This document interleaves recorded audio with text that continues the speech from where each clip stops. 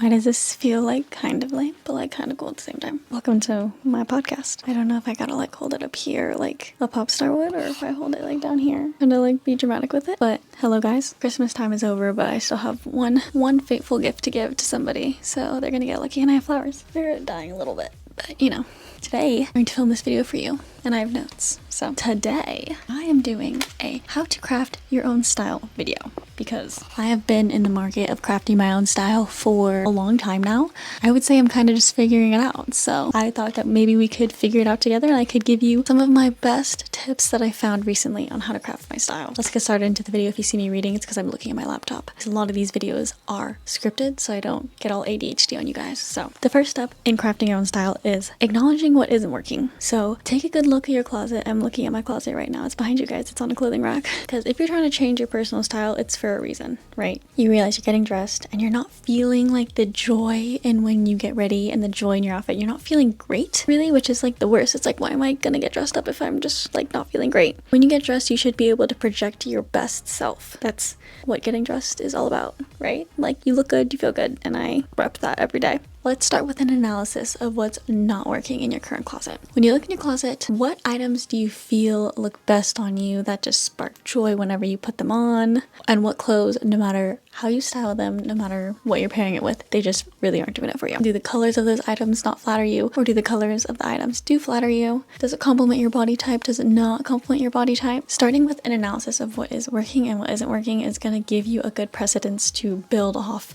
of what is working and maybe discard off of what's not working. So now that you figured it out, you know what's not working in your closet, you know why it's not working, you know it's just straight ugly, it's the wrong color, it's boring, it's not made well, it's not made out of good materials. Like, you figured it out, right? You took a good analysis and you figured it out. Let me give you some tips on how to work with clothes that aren't working, because sometimes it's like, these clothes aren't working, but they were still $50, $100 for this top. I don't want to just throw them out. So these are my best kept tips on how to work through clothes that just might not be working for you. First, you can donate them. Donating things is always a great idea. It's going to a better cause. It's going to somebody who needs it. My laptop is dying. Let me plug my laptop in. Going to a better cause. It's going to someone who might need it, who will put it to better use than you will. You can also pass it down to a friend or a relative. You can pass it down to your friends if your friends have like comparable style to you, if they're willing to work with your ugly clothes, you know, they could do like a thrift flip. And yeah, do it thrift flipped, because sometimes even just changing the fit of something is going to change the whole look of the outfit. So don't be afraid. Even like a simple crop on like a long top can make a big difference. Take it in for some tailoring, maybe make it more fitted that way. Invest in the clothes you do have if you don't, you know, want to go out and buy more clothes. Okay, now that we have mental library of what works and what doesn't work, let's talk about crafting your own personal style. Okay, this is literally a giant thing of peppermint barks.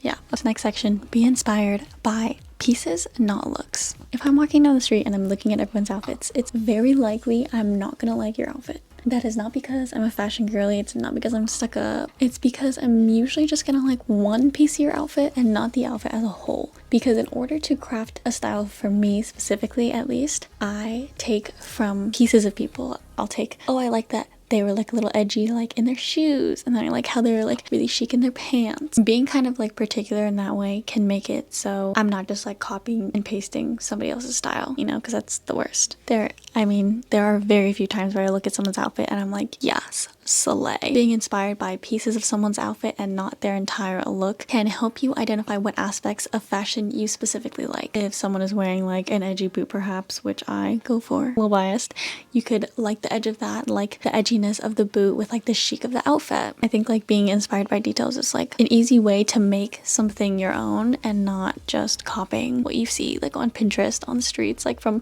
that girl you follow on Instagram. Now that we have precedence on what we're looking for, what we like, what we don't like, we need to start looking. Before I go shopping, most of the times I end up on Pinterest, on Instagram a lot of the time. I know sometimes Instagram's like not the best. So usually before I get shopping, or if I'm like looking for something specific, I'm gonna go look for inspiration. So that normally stems from either Instagram or Pinterest. For me personally, even like YouTube, I like to watch some fashion girlies, right? So I would go on any of those. Usually it's just my explore page on Instagram because I look at a lot of fashion and home decor. But if you're going on Pinterest, just look up outfit inspiration and just search around. You're bound to find something you like. There are a bajillion pictures on Pinterest, so you're bound to find something that you find consistently that you like, whether that be like trousers with pleats, whether that be boots with trousers, or jeans and sand. I don't know. You're bound to find something that you like is what I'm trying to say. The internet has plentiful resources for you, so go explore the interwebs, get looking, figure out what you're drawn to, find your inspiration. And also, if you're ever out, this is a big thing that I do. I check everyone out, and like not in the way that you're thinking. I do a lot of people watching, and I mean, I'm a fashion girly, so I mean, I live in LA, so like I'm a fashion girly. I love to see what people are wearing on the streets, so I spend a lot of time doing that. So you could definitely do that, you know, sit outside at a restaurant and just watch everybody that passes by, you know, go to the east side where all the fashion girlies are, like scope around, look online, figure out what you like. Let's go on with the next step. This is a big one that I found. It's so messy in there. I don't want you guys to see that.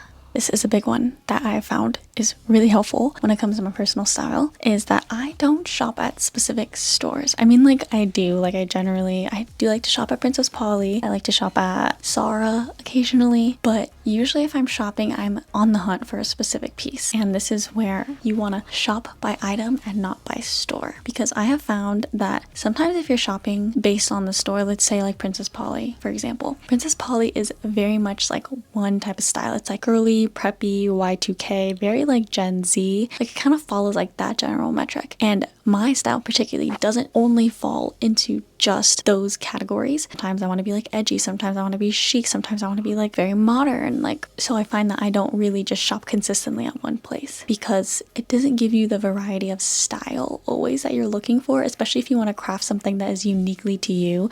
You want to find like your perfect mix of style. So I kind of identify my style as like chic, office core.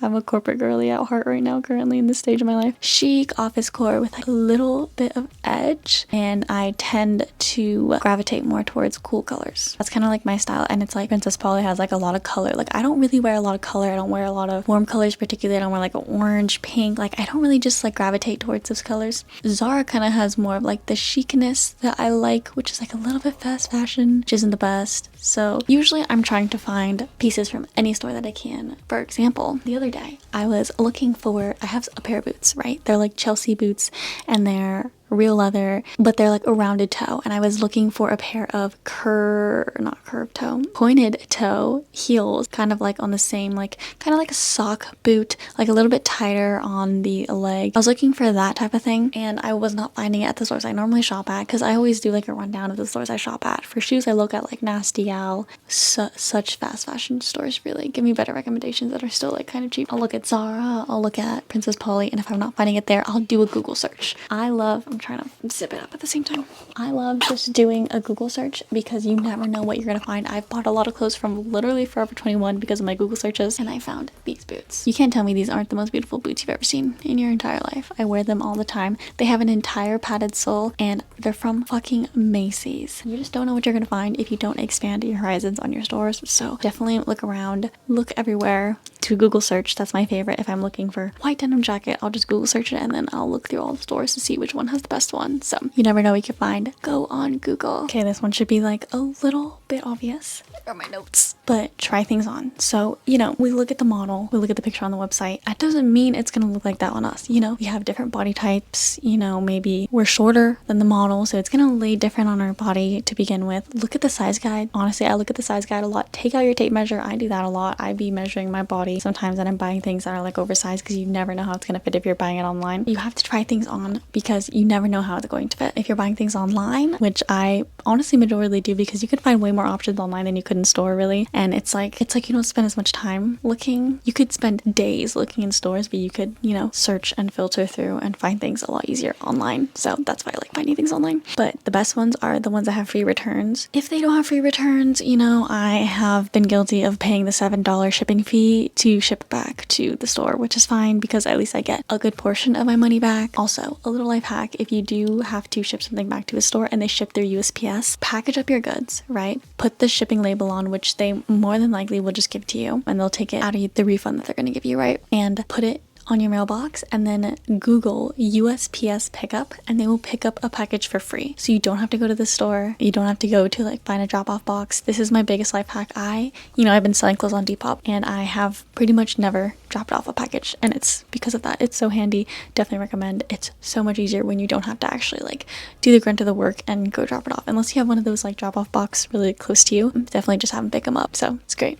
Great for the lazy owls. Okay guys, this is one of my last big point is to invest in high quality clothes. I mean, you guys saw this coming. I'm always preaching to invest in high quality clothes, trying to make the switch over myself from fast fashion to high quality clothes, at least like a majority cotton blend and not as much polyester, because you're basically wearing plastic if you're buying polyester. So I think it's true, it's a general metric that most people like nice things, and when things are more expensive, it's one, either because of the brand or because it's made out of good materials. It's like it's done really well, the stitches are really clean. To me, as a fashion girly, expensive clothes are like nice things. So every once in a while I will invest in something that's a little more expensive, hurts the wallet a little bit more because it'll be nice. I know I'm gonna wear it all the time. A lot of the times high quality clothes or like more expensive clothes are already a little better tailored to your body. They're going to drape better on your body. They're gonna look better just right off the bat. You might need to get like the length tailored if you're short like I am, or like you have short arms like I do. I mean, like it's just a normal thing really for us. High quality clothes are also gonna withstand the test of time because they're gonna be made out of better materials. The stitching is gonna be better. I would encourage you, if you're going to be buying high quality clothes, to be buying timeless pieces. So like your coats, plain white tees,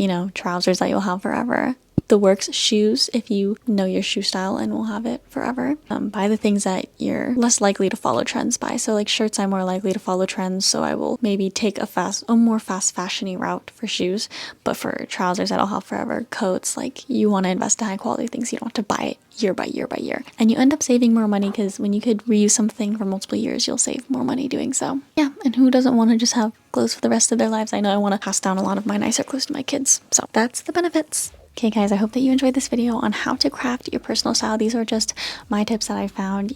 I'm still evolving every day into trying to find my own personal style as well. So if you have some tips for me that I missed or that, I have no idea about, then definitely leave them down below. I would love to hear your input. And if you enjoyed this video, please leave a like because it really helps me out. Subscribe to my channel so you don't miss any of my upcoming content. And I will see you guys in a few weeks in my next video. So I will see